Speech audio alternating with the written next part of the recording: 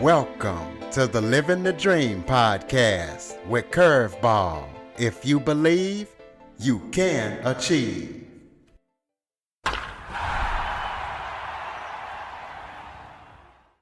Welcome to the Living the Dream with Curveball podcast, a show where I interview guests that teach, motivate, and inspire. Today's guest is Wendy Ernzen. Wendy is a mother, an advocate, and the host of the Let's Plant Houses podcast.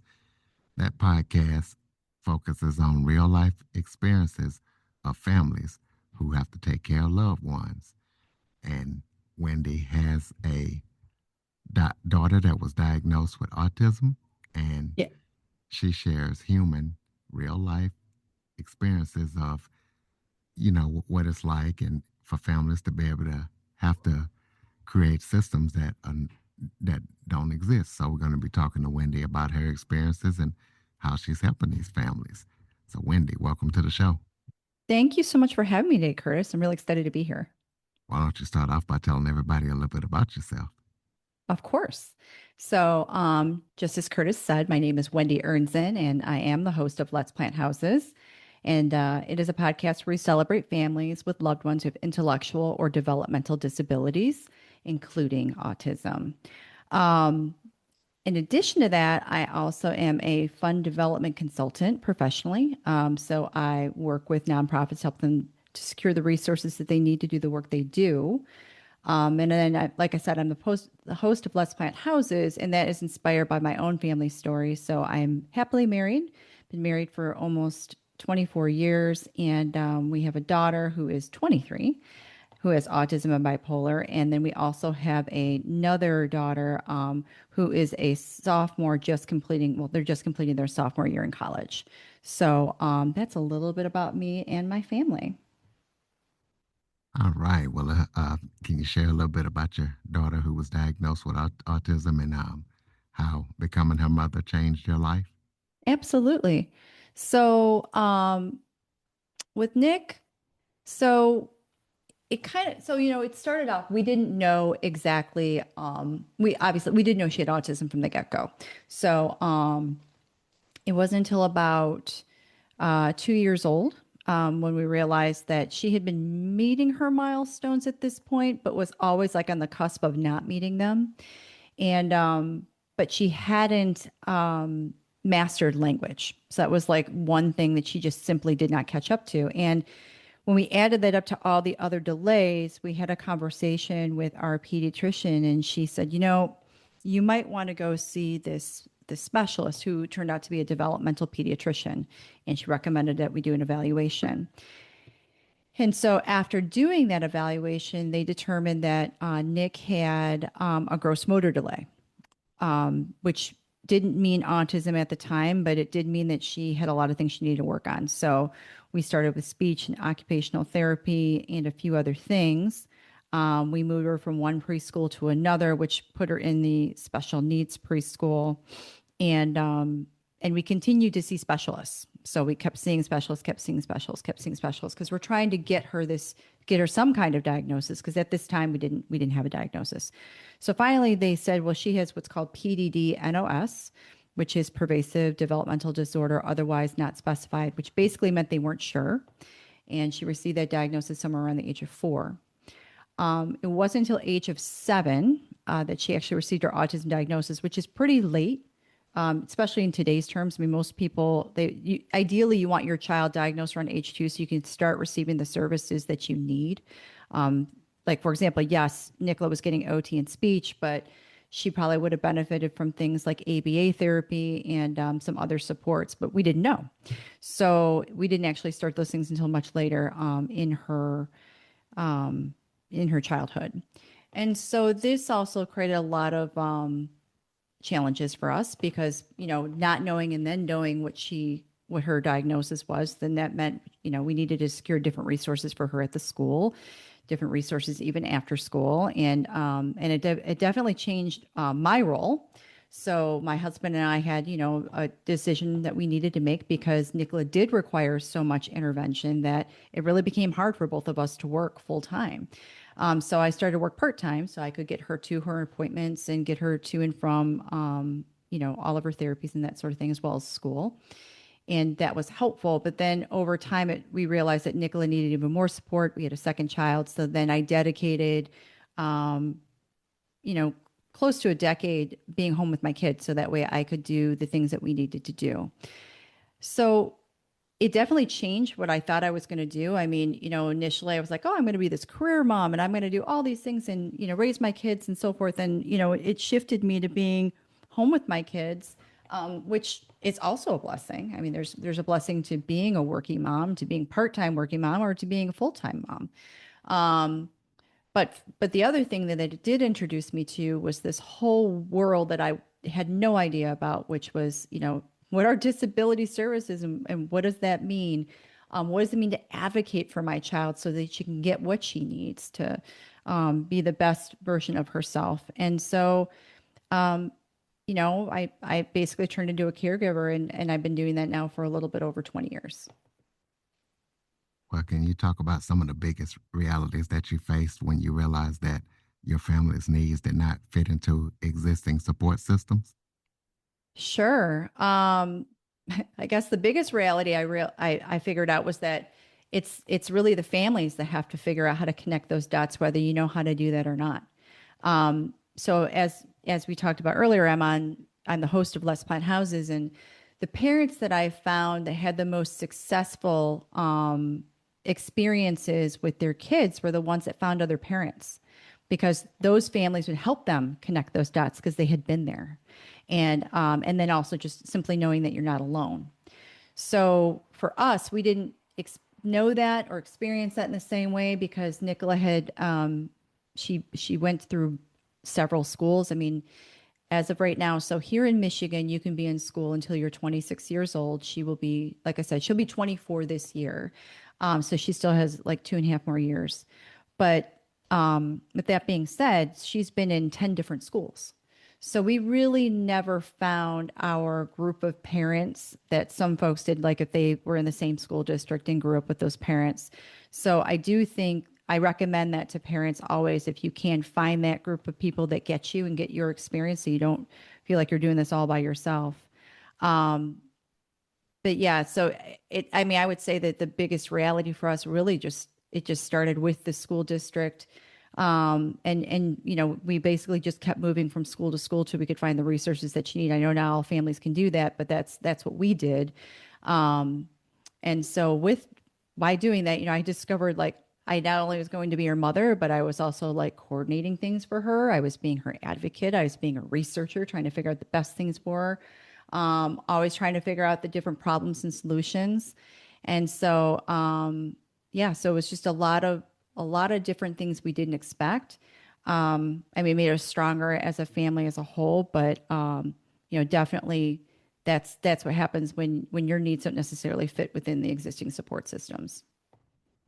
Well, was there a specific moment when you realized that lived experience could turn into expertise and advocacy? Well, for me, honestly, it was over time.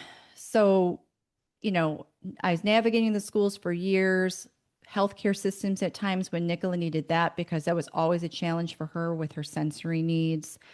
But I would say the biggest moment that like stands out for me was when Nicola was just wrapping up high school and she was going to be moving on to her transitional program. We'd had a 6 month period where Nicola was experiencing more and I would say more significant episodes. So Nick would have these. So like, let me say this differently. As Nick got older, when she felt like she was balanced and safe and secure and understood what was happening around her, she's joyful and she's lovely and she has so many interests. Like she loves basketball and she likes to go swimming and she loves Disney characters and Halloween and all kinds of things. She has so many interests. But when she's feeling uncertain or insecure, that's when her anxiety can ramp up. And then that manifests itself into an array of different behaviors. So that can begin with things like she might have this really high pitched laughter or really loud voice. And then that can morph into swearing and at times throwing things, breaking things, and just, you know, being aggressive. She can have these episodes that happen. And and I feel and so at this time we were seeing more and more of these episodes, so they were happening for longer periods of time and they were happening more frequently. And I think part of that was her ramping up because she knew she was transitioning from high school to this transition program, and she'd been, you know, with this school for many years. Well, no, she'd been there for like 4 years or 5 years at this time. And she didn't know exactly how to communicate that, even though we were trying to communicate to her like what was next. And so this continued, and we were at this point where we were medicating her every day with a additional medication that basically would knock her out. We were at times barricading ourselves in our room because we'd have to wait for her episodes to finish, and she could calm down. And we were doing this on a daily basis. And then we all got COVID, and that's when, you know, the whole thing just kind of fell apart, because then we couldn't have any caregiving or support because we couldn't have any contact with anyone else. And she was still having all these episodes, and it was really, really, really hard. And so we had to make a decision at that time what we're going to do. And here in Michigan, the gateway to mental health is the emergency room, even though you don't necessarily receive mental health support in the emergency room. So we spent six nights in the emergency room, and very little had changed. But because she'd had her most recent episode that made us make this decision was that she had been at a restaurant and had cleared a whole bunch of plates and glasses and broke all kinds of things, and they were threatening to call the police. And that's when we realized, well, this was now no longer just in our home, but this had spilled into the community. And so we knew we needed to do something more. And we have been trying to actually get housing placement, all kinds of things for about 15 months with our community health provider, and had not gotten anywhere. But because this was a community event, like it happened in the community, our case was finally escalated, and it took about 2 or 3 months, but she finally did receive a placement and the support that she needed, because Nick needs 24/7 support. And so what I decided at that time was, I mean, we had been through a lot as a family. We did have this really deeply lived experience, and I felt like I didn't want anybody else to have to go through exactly what we went through in the way that we'd gone through it. And so I wanted to share not only our expertise but others' expertise as well, and that's why I founded the podcast after that. So it took us, honestly, it took us 6 months, maybe about a year to recover from everything, because there was a lot of trauma. But then after that, I started the show, and it's been amazing. I get to hear so many different stories, so many different perspectives, so many people with different ideas. And that's when I've really realized just how much deep expertise there is in this lived experience. There's lots of therapists, lots of doctors, lots of really well-intentioned, meaning people, but people who live it every single day as parents, they really get it. And so that's what I would say.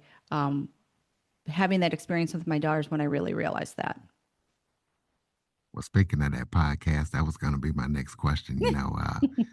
Kind of tell us, kind of what inspired you, or inspired you to do the title Let's Plan Houses. What does that Sure. title mean to you? Sure. So Let's Plant Houses. So the exact title actually comes, well, I'll say this. So I'm going to date myself a little bit. So I'm a Gen Xer. And so the title actually comes from a Nirvana lyric. So they talk about, you can plant a house, you can build a tree. So it's a lyric from one of their songs. The reason I liked it was not only because, I liked the song a long time ago, but also because I always found it impossible. So like you can't plant houses. But, as parents with kids with intellectual and developmental disabilities, you got to make the impossible possible every day, because that's just the reality of things. You have to make that possible for your kids. And so that's where the title came from. Well, through your podcast, what are some common family struggles that you see loved ones with people with family members that have disabilities face? Yeah, absolutely. So the thing I often see is for younger families, it's navigating the school systems. And sometimes there's some complicated things. There's lots of wait lists. Parents are told to just sit and wait, and you feel like you're not getting what your kid needs right now because time is, you want to do that now once you know. With and just finding the right supports along the way. For parents that are older, like me, who have older kids, and I say kids, but they're really young adults, it is that planning for adulthood. Not only are there a lot of steps to do things like if you need to do things like an SSI, if you need to do special needs trust, things to plan for their future and secure that. But then again, in addition to that, rather, there's also housing, transportation, because a lot of our kids, they're not going to drive. And like here in Michigan, we're the car capital of, the Midwest or the world. So transportation's not so great here. So it's trying to figure out all those things so that they can have access to their most meaningful life. And so I'm seeing a lot of ideas sprout up about that. So again, transportation, housing, and then just things that happen after they're out of the schools. Because once you age out of the school system, a lot of the supports end. And so, and you want them to be able to continue to have just to have a great life, whatever that is. Well, how do you feel like honesty and storytelling help create change in communities and support systems? I think that honest conversations and storytelling help because not everybody shares the same lived experience. And so, I say that I do the show not only for the people who have the same lived experience or have a similar lived experience so they don't feel like they're alone, but it's actually also for the people who don't, so that they understand why families like ours need the resources that we do. We ask for, the laws that we ask for. We ask for, the funding that we need, or the pay for caregivers or whatever it is because of what we're doing. And I think the individual stories really help to break that down for people who don't otherwise live this every day. Well, looking ahead, how do you see the support systems for families with people with disabilities changing in the next 5 to 10 years, let's say?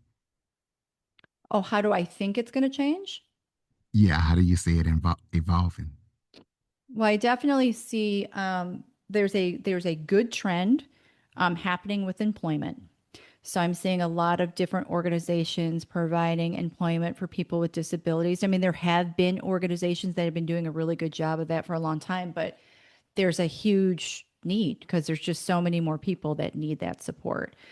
Definitely housing, and just general independence for people, because not every person that has IDD needs the level of support that like my daughter needs. But they're coming with a lot more creative solutions too. So maybe they're semi-independent and they share a support worker, and there's three people in an apartment and there's three apartments and one caregiver, because those folks can live pretty semi-independent. So I like to see the creativity that's happening, and it's all about trying to create these beautiful, meaningful lives for people. Or tell us about any upcoming projects that you're working on that listeners need to be aware of. Well, I'm just going to continue with Let's Plant Houses. So I really hope people will listen to that, because that's actually probably going to be my big focus, at least through this year and through next year. I want to tell as many stories as possible. So if you know anyone who wants to be a guest on the show, I'd love to have them on. Um, and again, please share it with as many people as possible, because I think these stories are so important. Well, so people can keep up with everything that you're up to, throw out your contact info. So you can find me personally on LinkedIn. So Wendy Ernzen, please, anytime, just follow me there. You can also catch Let's Plant Houses. We are on Apple and Spotify, as well as I have a website at www.letsplanthouses.com. All right, we'll close us out with some final thoughts. Maybe if there was something I forgot to talk about that you would like to touch on, or any final thoughts you have for the listeners. Final thoughts for the listeners. Well, I would just say that it's important to listen to as many different stories as you can because, again, we don't all share the same point of view, the same lived experience, and I think it's really important for that to build empathy. And we could use a lot. We could use a lot more empathy in this world right now. So that's what I would leave listeners with.